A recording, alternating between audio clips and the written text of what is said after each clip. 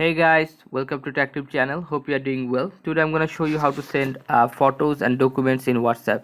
So let's see. Go to your WhatsApp first. Choose the person who you want to send. Click on the attachment icon below, this one.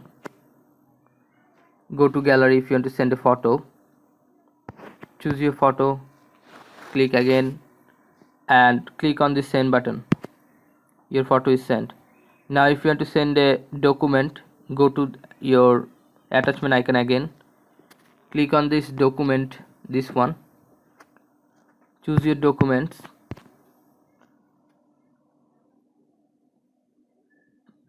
and send this.